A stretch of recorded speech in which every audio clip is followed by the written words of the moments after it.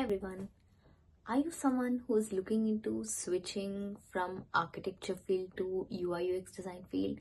Or are you thinking, is UX UI design field really good for me, or should I have to really switch or stay back in architecture? Then this video is for you. Hi everyone, I'm Shamla.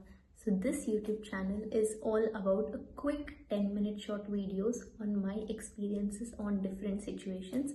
It is professional, educational and health relevant. Do share, like and subscribe to this channel and spread a word on this channel. So let the knowledge spread to everyone else and let it help to everyone. This video is all about top 3 tips I would like to give for a smooth transition from architecture to UX UI design, purely as per my experience. To just give you a background, in fact, I did my bachelor's in architecture back in 2018 and I graduated in 2023. And even I switched from architecture to UI UX design field. I worked as an intern for 7 months back in India in a Dubai-based company.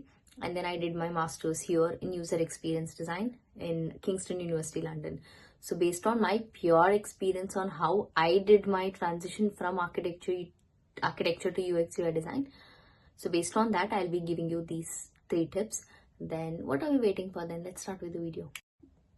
My first tip is take 2-day UX design Kickstarter workshop by Anudeep in Growth School.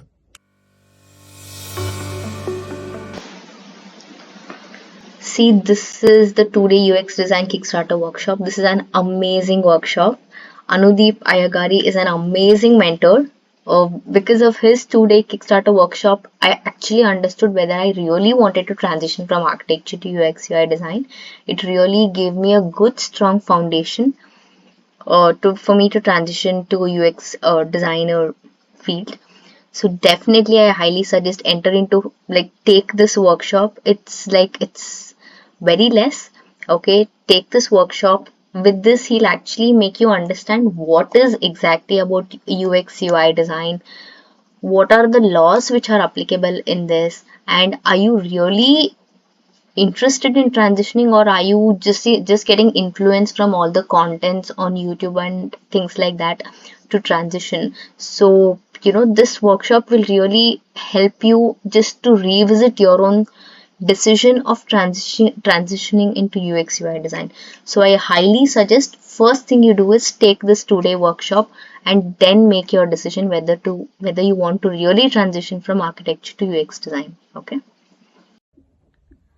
My second tip is on taking a 3-month UX UI design course which has placement in Designers Academy.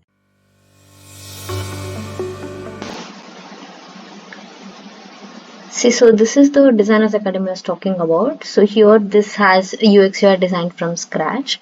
So this course is not just like a 13 weeks course, but they have the placement as well. In fact, I did my course here, so that's why it's my personal recommendation. Here I'm not I'm not doing this for any marketing purposes or anything. This is purely as per my personal experience. So here I did a 13-week course, and then in fact from this course itself I got placed into a UX UI design internship into a Dubai based company called BrainQuest Consultancy and Training. So that's why I'm recommending this to you. So here it's an amazing course. It actually helped me with a smooth transition from architecture to UX UI design. In fact, its placement gave me a good strong foundation in how the practical field works in UX UI design field. So this is the course I highly recommend. In fact, I'll even attach the link of another video I've done on what are the different platforms you can learn your UX UI design field in. I'll even attach that link as well. Do check that out. Okay, so but this is purely from my experience. So because this particular course has a combination of placement as well, so that is one of the great advantage for you. After watching the Growth School video, if you feel that yes, now I feel yes, I want to transition to UX UI design field, then only go ahead taking this course. Okay, but first I suggest go do the Growth School 2-day Anudeep workshop. Okay. to understand whether you want to really transition or not from architecture to UX UI design.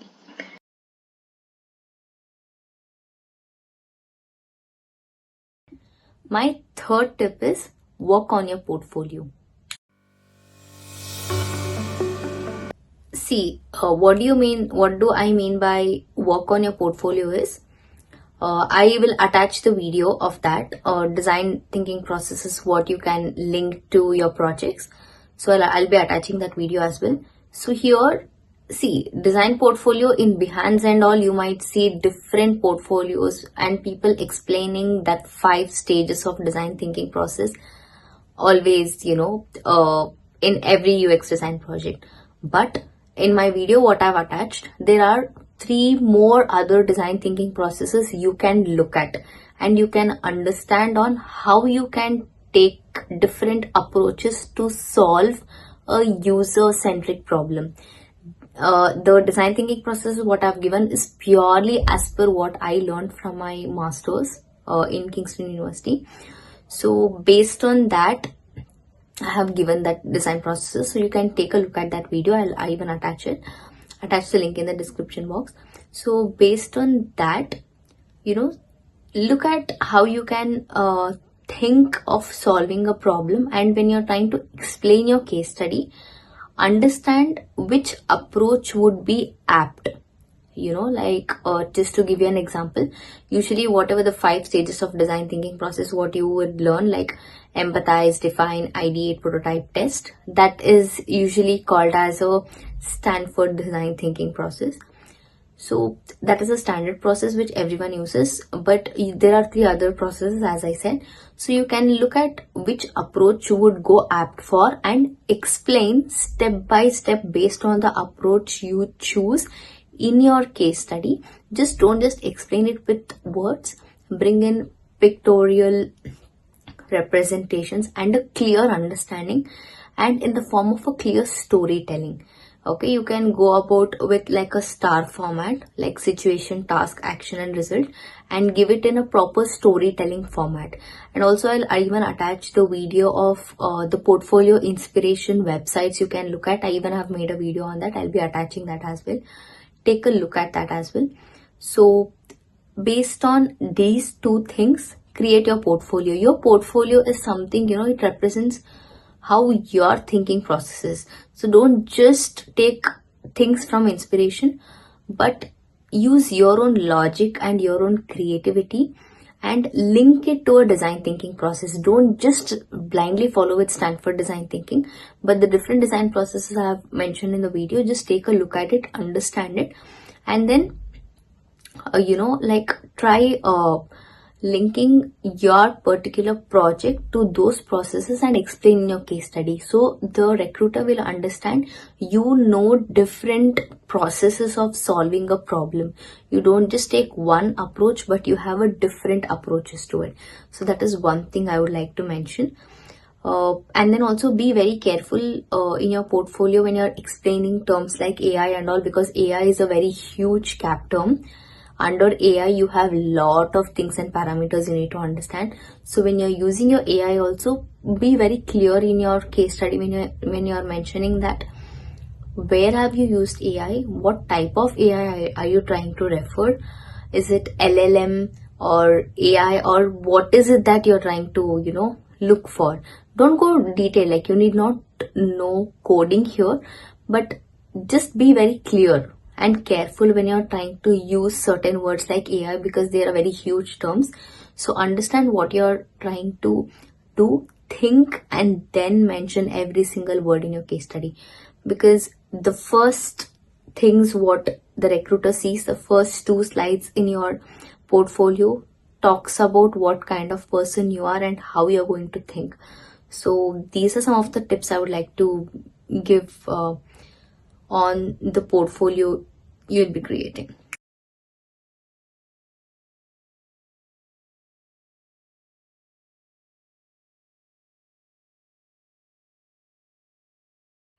So yeah, with this I'll be ending this video. Thank you so much for watching this video. I hope this video will help you to decide and make a smooth transition from architecture to UX UI design. See, one thing is I can tell is that it's not really hard to switch from architecture to UX UI design field, because one very common thing is the design thinking process is very similar. Both the cases, it has the problem solving as a core idea and as a very core intent, and the creativity is very common. It's just that the problems you're going to solve in both the cases, it's for the users, but the solution you're going to come up with, the modes of it is different. In architecture, it's with buildings. In the UX UI design field, it goes more into the devices like mobile devices, web applications, tablets. It could be VR, AR, in such ways. So these are the tips I can give you. So if you have any questions, you can put it in the comments. I will try answering whatever I know as my knowledge.